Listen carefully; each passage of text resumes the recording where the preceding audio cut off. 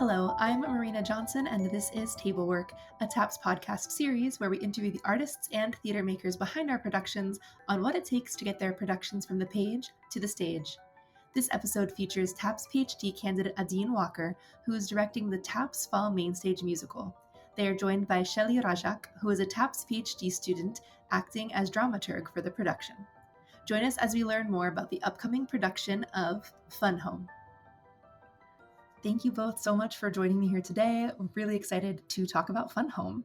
Adin, let's start with you. I believe you're writing about Fun Home in your dissertation, and I'm curious about how the ways that your research has shaped the way you're approaching this production, and if there are any particular ideas or questions from your scholarship that you're exploring in the rehearsal room. Yeah, thank you, Marina, so much for having us on the pod. So I'm writing about queer musical theater, created, developed, performing after the late 1990s in the US, because I'm really interested in that historical turning point when HIV/AIDS started to become understood as a manageable and chronic condition with the onset of highly active antiretrovirals. Up until then, it really was a death sentence. And around the world, it remains a death sentence. But with the late 90s and with those drugs, suddenly the possibility of living more life and getting older just became like a revelation that for a while didn't seem possible. So I'm just really interested in what that moment did for queer art and cultural production in terms of how communities impacted not only by HIV/AIDS, but just historically, like oppression against queer people, queer and trans people, gay, lesbian, trans, members of the LGBTQ plus community, just how everything kind of coincided with a question of aging and different things happening with laws in the US around, just literally like getting older, living longer lives, and how is art responding to that moment. Fun Home is interesting to me because it's not specifically about AIDS, but Bechtel herself was an activist in the 80s and 90s. Really involved, a crucial force in queer visibility politics. Her long-running comic strip, Dykes to Watch Out For, is the outness of it is in tandem with the focus on we're here, we're queer, and just an effort in the 80s and 90s to insist on queer people demanding on like their rights to equal access to live long, thriving lives supported in so many senses.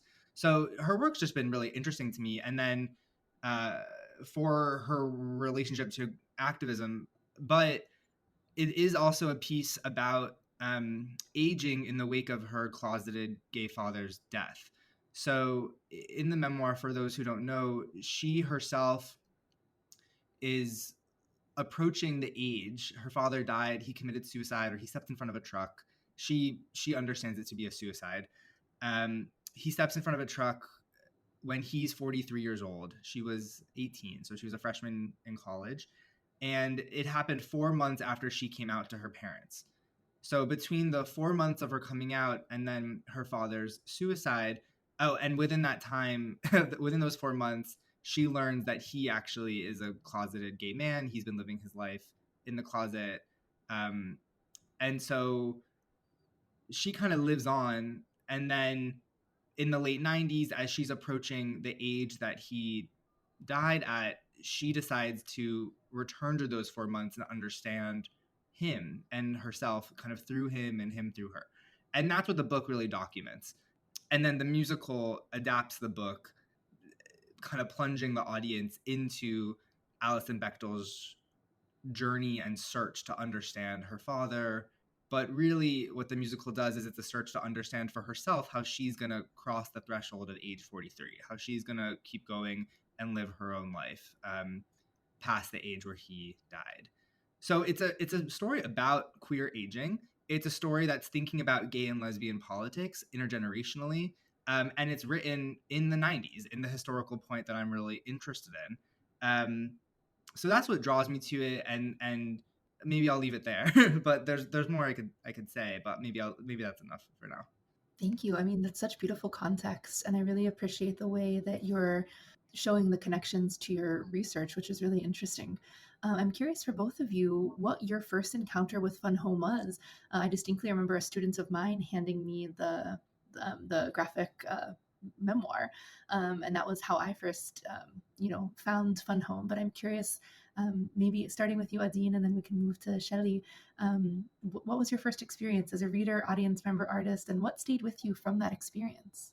Sure, I'll speak really briefly, and then Shelley, I'll hand it over to you. I saw it on Broadway. I was at the time I was in college when it premiered at the Public Theater in 2013, and I was a student of feminist performance scholars Jill Dolan and Stacey Wolf at Princeton. So I was a student of theirs, and they were talking about Fun Home. I mean, I remember it coming up as a thing. Oh, recommendations for people to go see the show, and so I somehow missed it when it was at the public. But then, and it was like a hot ticket, so it was sort of, I think it was kind of hard to see. But then it went to Broadway in 2015 when it moved in the round, and I actually was staying with I think I was staying with my sister, and it was like, I remember it was a blizzard, and I saw it in a blizzard. So there was like a snow day in New York, like Broadway still was going on, and the theater, even in like a snow blizzard, was full. I saw a matinee, and it was a beautiful experience. I mean, sitting in the round of a musical is really interesting because you're just watching the audience watch the show, which is different than a proscenium where maybe you feel people at your side, but you're not really watching people watch the show.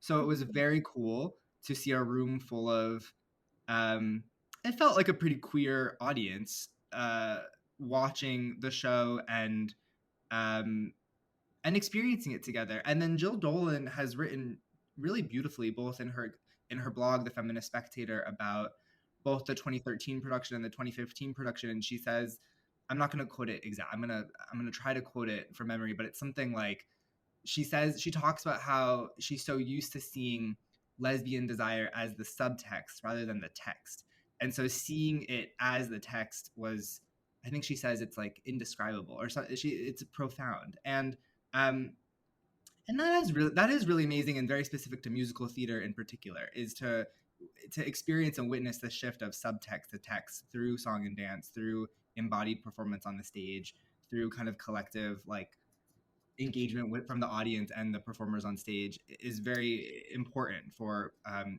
of queer politics in performance in musical theater.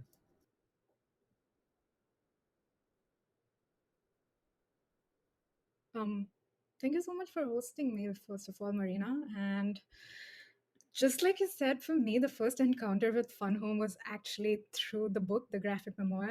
And I read it like when I was an undergrad in University of Delhi, and I was just like getting exposed to like a lot of queer circles in that university. And so it was like an exposure to multiple things for me when I came across this book. It's like literature which allows us the space to sort of use this vocabulary and like express a lot of things that I might really not have the vocabulary for before. So for me, it was very interesting, and I actually at that point of time didn't even know that the musical existed. But what sort of struck me then, and I think what still continues to do, is the way that memory sort of becomes a theme in this book, and the precision of it, like the very practice, the very act of remembering as a form is then rendered, translated into the act of drawing, revising, and redrawing it all again and again. So when I later encountered the musical, I was amazed by how the creators, Lisa Kron and Janine Tesori, sort of translated the same layered memory into sound and structure. And as you were saying, Adine, translated the subtext to the main text. And I think it makes me think of theater as this kind of a live archive, like something is always being revised in real time as we perform and watch it. And I think that is what like really interested me about Fun Home the first time I encountered it. Wow. Oh, I love that. And I mean, it draws onto the next question that I was going to ask you about, which is really talking more about Alison Bechdel's, deeply personal memoir, but it resonates so widely. And so I have a question around how does one approach telling a story that is both intimate and universal? And I mean, I would love to start, Shailee, with you talking about it from a dramaturgical perspective, and then moving over, Adin, to the directorial perspective. I love that question so much. And I remember like this is also one of the questions that I included when we were like doing the initial table reads and we were like having dramaturgical discussions about the themes, the characters.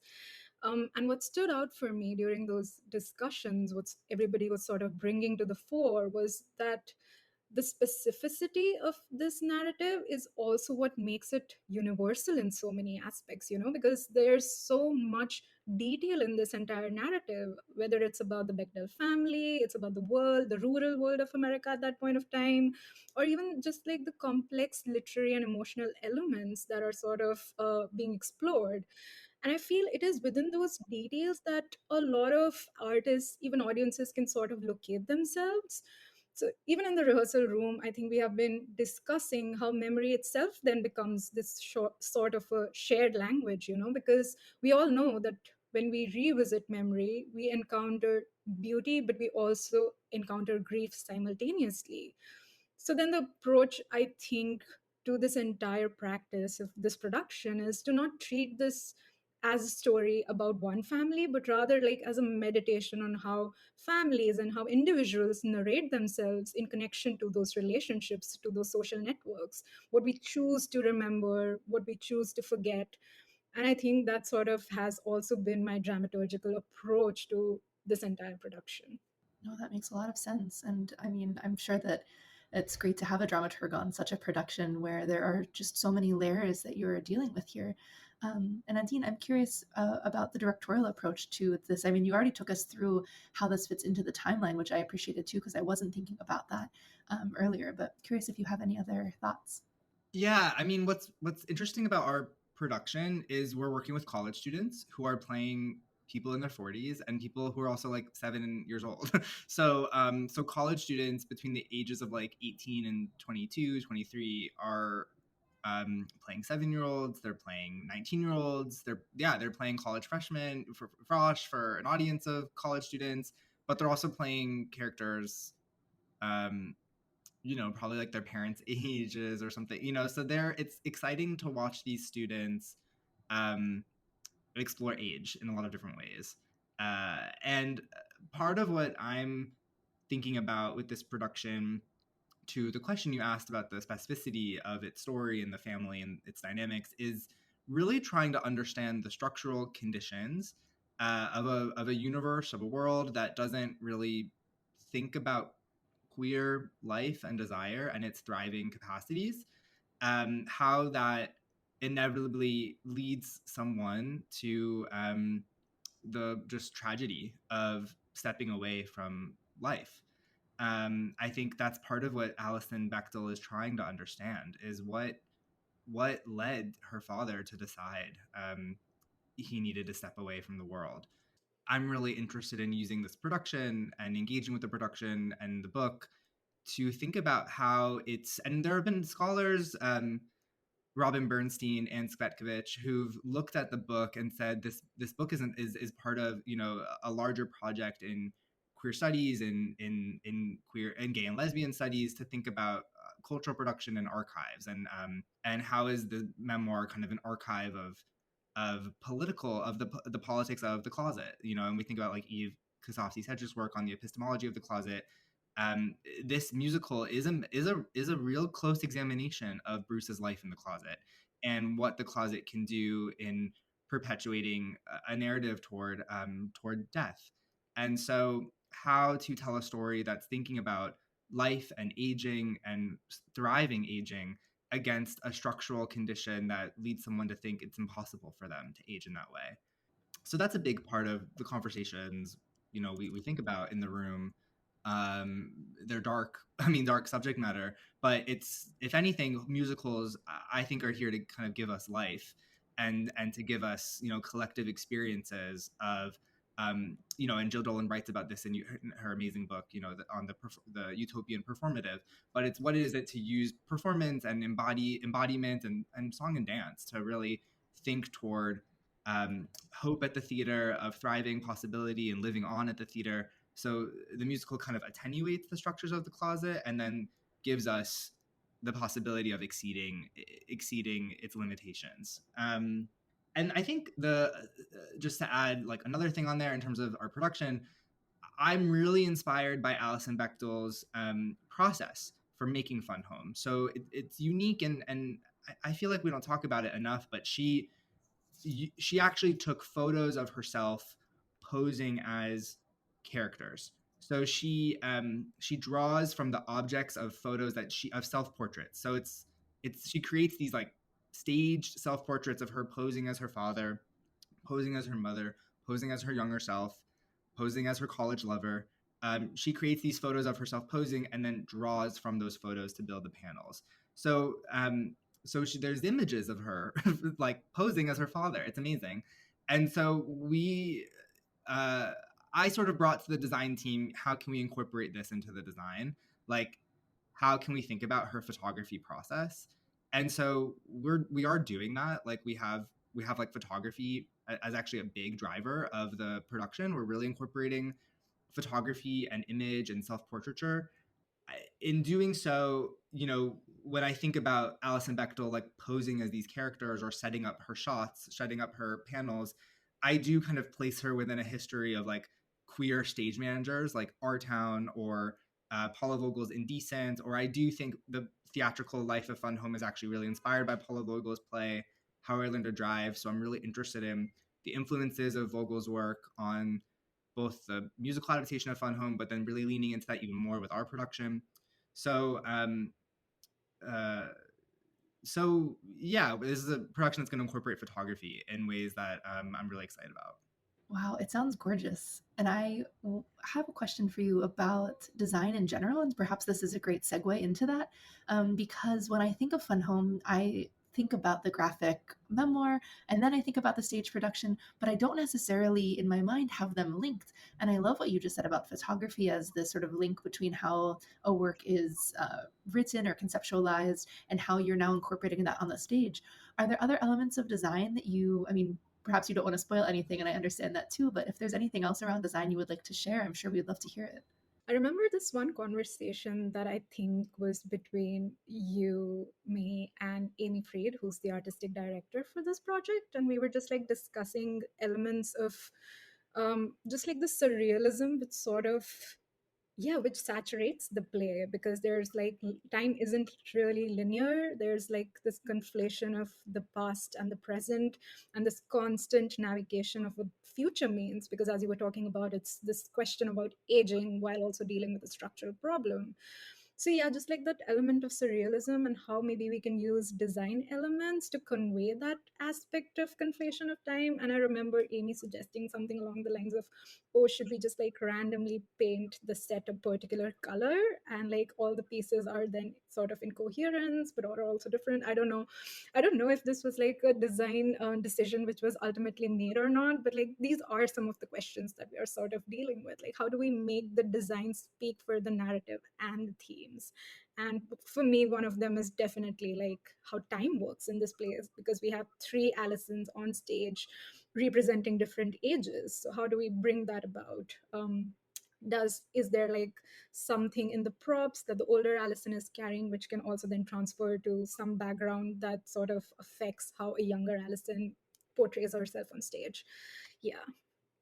I that was great. And I think you reminded me that a big thing that I try to argue in my dissertation, which includes a chapter on Fun Home, is that part of what queer musicals are doing, or not, or I should say musicals after the late 90s that are centering queer characters or queer experiences or queer politics, part of the move is to bring the audience deep within the intimate lives of those people, into their minds, into their bedrooms, into their bodies, into their neural networks, into their cars. I'm really interested in the car in particular.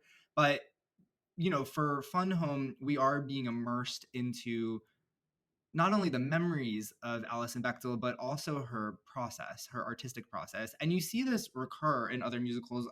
Michael R. Jackson's A Strange Loop is one where you see this. I think William Finn's A New Brain is another one where you see this. I'm really interested in thinking about Jonathan Larson's Rent through the point of view of entering into spaces that have been kind of relegated from the public, queer spaces that have been relegated from the public. So our production really leans into kind of being plunged into Alison Bechdel's mind, her creative mind, her memory life. And then it's kind of through her interiority, sort of like how we might think of literary interiority, where it's through a character that we then can kind of move through other characters' minds. It's also through Alison Bechdel's interiority that we start to imagine through her kind of Bruce's life, his desires. There's a song that Alison Bechtel is then imagining the song that brings us into his mind before he steps in front of a truck. So it's kind of through her literary imagination, through her memory, that we start to enter other people's imaginations and experiences. And that, I think, is part of the politics of what these musicals are doing and what Fun Home is doing. And so our design does, I think, really make a gesture to say that, like, we're inside her mind, and to really bring the audience into queer life is, to me, like a direct response to the period of queer visibility politics where the focus was outness and outwardness and I'm coming out. What I'm writing is a book called Coming In, so that these musicals are bringing audiences kind of deep within those kind of psychic spaces, interior spaces, private spaces. Private's a really interesting word for a lot of reasons. So yeah, that's a big part of our design, and I think that the design hopefully is kind of fluid and capacious enough that allows for kind of queer form on stage to take place, where there aren't necessarily buttons at the end of each musical number, or I mean, there's some, but not a lot, which is pretty uncommon actually for musicals. But I think Fun Home, as a really prominent musical in on Broadway in 2015, started to inspire like different possibilities that commercial musicals look and feel and sound different. I think other musicals have done that too, but Fun Home's just an example of a really prominent one that I think has inspired like new waves of possibilities to use song and dance to bring audiences kind of deep within the intimate lives of queer characters and other characters as well who we don't have, who are like relegated from the public or who are disenfranchised or who are marginalized voices and people. Oh, thank you. I mean, the description of the interiority and the ways that you're thinking of bringing the audience into this world is so beautiful. And I mean, it makes me even more excited to see it and to see what design choices you've made. Because Shailee, as you pointed out, there are so many options, and really seeing Adin, like what you're focusing on, I think is really exciting. I will have two questions left that sort of touch on similar things. But the first is for both of you about what audiences you might want them to be thinking about as they walk out of the theater, what kind of conversations you might want them to have. So let's start with that question first. And I know that sometimes we don't want to be prescriptive about these things either, but you just gave us a lot of food for thought in the last answer around design. And I'm curious, is there something in particular you want people to be thinking? There's so much, honestly. I just want them to have this fun time. Like the music is great, and we have a beautiful cast who are like pouring their hearts and souls into it. So I really hope that the audience just leaves humming the tunes and just being in that mindset. But like also, maybe reflect upon questions that the production brings up, just in terms of how do we inherit our legacies and our parents' unfinished stories, and how do we grapple with them while also sort of rewriting them to make sense of our own identities and agencies. And like again, beautiful description of how this play sort of gives us access to the interiority of the protagonist, and I think it does that. So it basically asks us to sit with the contradictions that exist within this interiority. And for me, one of the main questions that I hope the audience sort of catches on to is, how do you grapple with these tensions of like loving somebody and still recognizing that the harm that they have done, even if it exists within your own family? How to deal with this in sort of a humorous way through maybe music, but also sort of the nuances of grief and just like the burden of legacy that this sort of brings in. So maybe ask questions such as what truth feels like in their own families, in their own lives, and not the factual truth, but rather like the subjective emotional truth that all of us have, and how maybe art allows us to sort of deal with these contradictions, these tensions, without necessarily giving us solutions which are permanent or just like a neat resolution. So yeah, I really hope the audience sort of catches on to that, because I feel Adin is doing a great job of bringing them to the fore with his entire production. Yeah. Thank you. There are a lot of things I love what you were saying about love, Shailee, and I think that I have a lot of questions myself about like what is love and what does love look like in the sense of contradictions. You know, how like I think the portrait of Bruce that alongside Allison is like a character study in understanding just the different contours of love and the challenges of it, and but I also think we think of musicals in a certain way. And I think that the musical is a genre associated a lot with America and with American nationalism. The musical, you know, we think about uh, from the early 20th century through the 21st century as being a musical associated with like American culture identity, sort of alongside Hollywood. And I'm really interested in how musicals travel through different environments and communities to therefore animate those environments and communities toward the questions and the politics that the musical is engaging with and asking a community to engage with. And Stacey Wolf has written about this really beautifully in her book Beyond Broadway.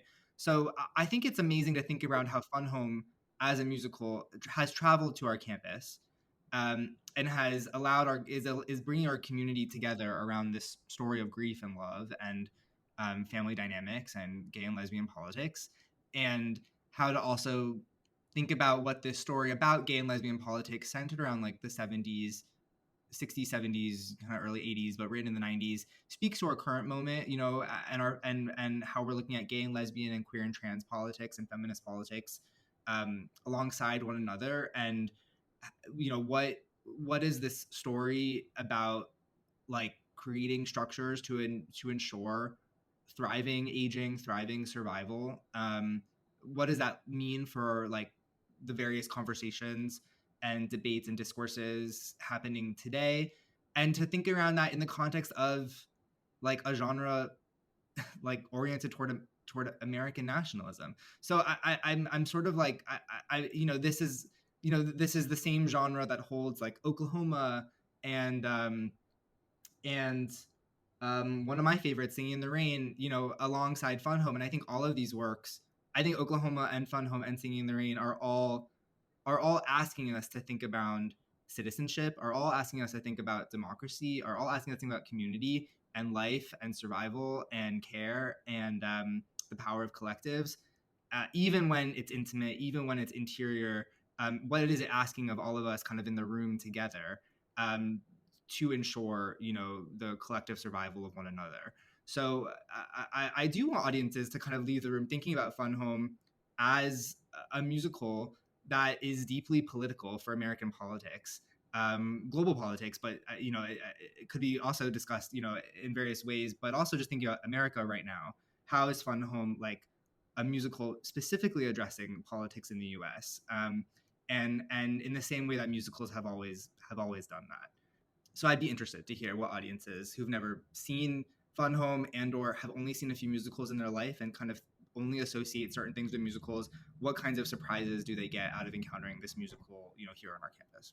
Really gorgeous. I mean, you've both given us so much to think about. And I was already so excited to see Fun Home, but now I'm even more excited to really engage with so many of the topics you brought up, looking at our current situations, thinking of lineage and legacy and where we all come into play here. Unless there are other thoughts here, we can open them up. But I think, Adin, your last lines are a beautiful way to close as well. Come to the Fun Home, everyone listening.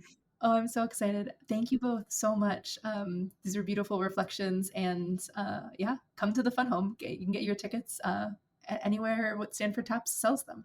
And link in the bio, of course. And thank you, Marina, for these questions and bringing us here together to talk. It's really nice to just sort of talk also because we're so in the midst of process right now and schedule and everything. So it's nice to just kind of take a beat to like reflect on the show together. I really appreciate it. Thank you. Yeah, Oh, yeah. thank you. It's a great reminder about why we started off on this project. Like, what are the things that brought us to this? I love it. Thank you so much. Oh, thank you.